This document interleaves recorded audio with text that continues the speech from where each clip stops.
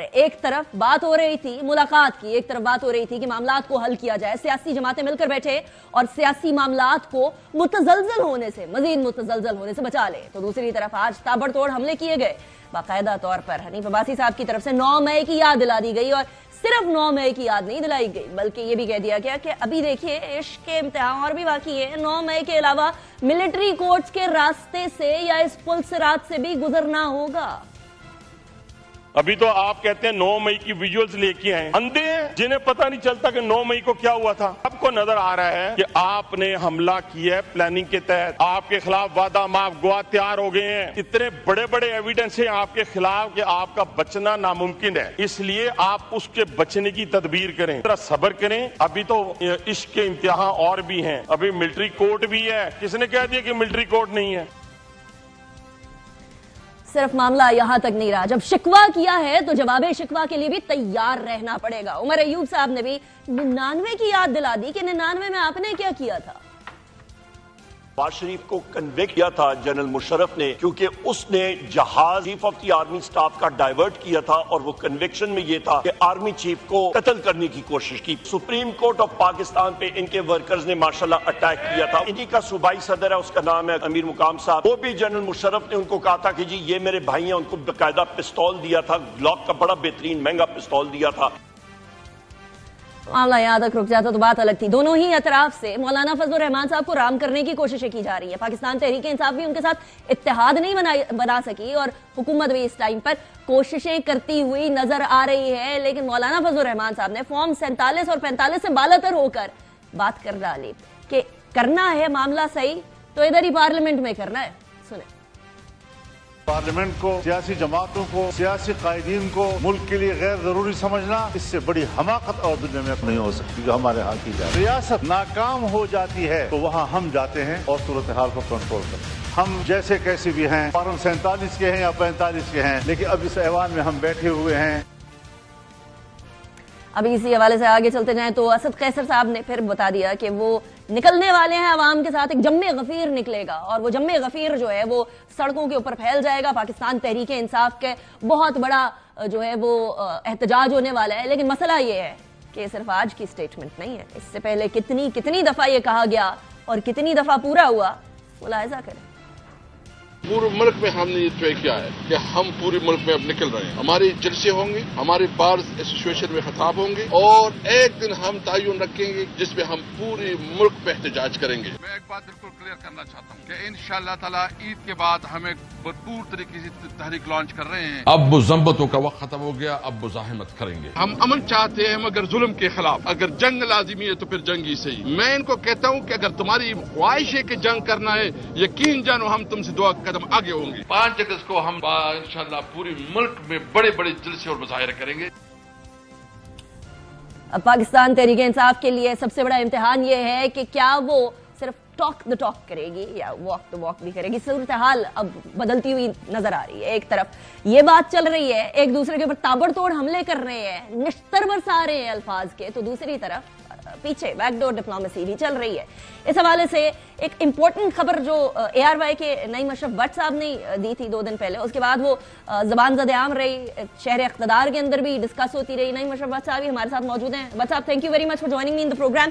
ये बताएं सबसे पहले कि ये जो 3 लोग हैं सिर्फ लीडरान, आपने खुद अपनी खबर में ये बताया कि 3 लोग हैं जो कि PMLN से बाकायदा रवाबित के हवाले से और डायलॉग के हवाले से जानते हैं सारी चीजें, बाकी सारे अनजान हैं, नहीं जानते हैं। वो जो स्टेटमेंट्स हमें आ रही हैं, बिल्कुल डिफरिंग स्टेटमेंट्स आ रही हैं, वो इसकी वजह से अब ये सूरत हाल कहां तक पहुंची? क्या अब भी कोशिश की जा रही है टू ब्रेक द आइस? जी निका, बिल्कुल अभी तक कोशिश जारी है। वो जो आज जैसा कि आप मिसाल दे रही थी, अभी दिखा रही थी हनीफ अब्बासी साहब का, इससे पहले हाजा आसिफ एहसन इकबाल वो भी कह चुके हैं और वो ज़्यादा सीनियर भी हैं पार्टी में, उनके पास वजारतें भी बड़ी हैं। लेकिन ये तो अब मियाँ साहब की सिलेक्शन है कि मियाँ साहब ने इन सब को वो काम नहीं दिया जो उन्होंने राना सनाउल्लाह को दे दिया है। और ये जो 3 लोग हैं, इनमें तीसरा जो है वज़ीर आज़म शहबाज शरीफ हैं, वो भी उस तरह डायरेक्टली इसमें नहीं है, राना साहब उनको अक्सर बताते हैं, ब्रीफ करते हैं उनके पूछने पे भी, लेकिन हम ये कह सकते हैं कि वो भी ऑन बोर्ड हैं। बेसिकली ये दो लोग हैं। नवाज शरीफ ने ये राना सनाउल्लाह के जरिए ये सारी बातचीत जो है वो चलाई हुई है। 1 महीना इसको हो गया है। कुछ रोज पहले हमें पता था, लेकिन कुछ सोर्सेज का ये भी कहना था कि अभी अगर ये बात आउट हो गई तो शायद खराब ना हो जाए, लेकिन अब आउट हो चुकी है और खराब करने की कोशिश भी मुस्लिम लीग नून के अपने लोग ही कर रहे हैं।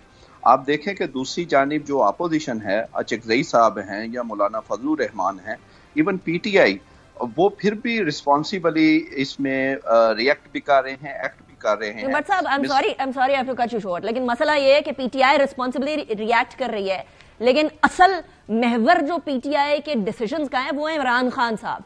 वहां से क्या रिएक्शन आ रहा है, वहां क्या सूरत हाल है?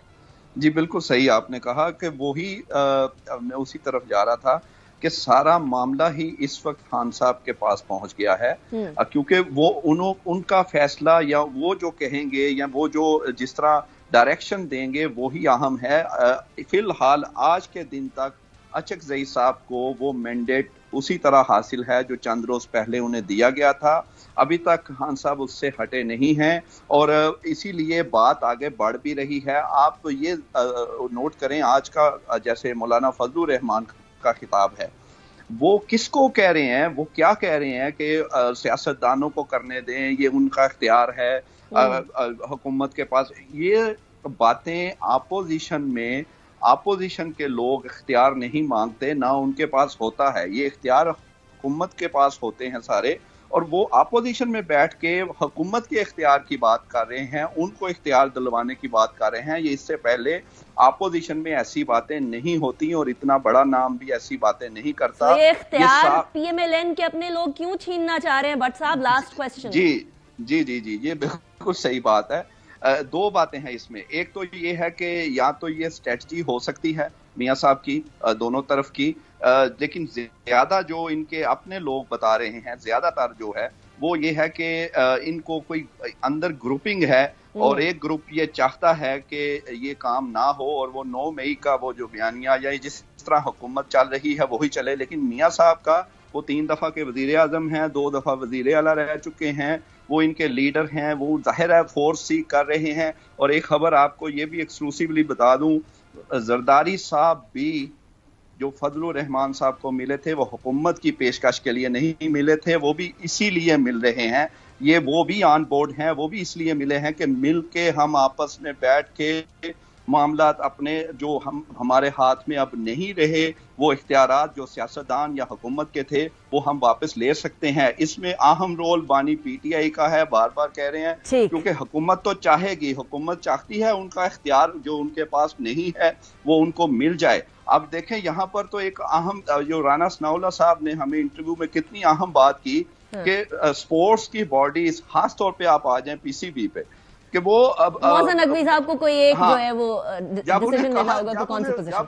नहीं, जब उन्हें पूछा गया कि आप बैनुल-सूबाई राब्ता के वजीर हैं, यानी स्पोर्ट्स को आप देखते हैं, तो आपको स्टैंड लेंगे इन बॉडीज का? कह रहे हैं मेरिट पे कोई नहीं है, सारे बादशाह हैं। तो उन्होंने कहा ये इतनी ताकतवर शख्सियत है कि स्टैंड लेने वाले का स्टैंड गुम हो जाएगा।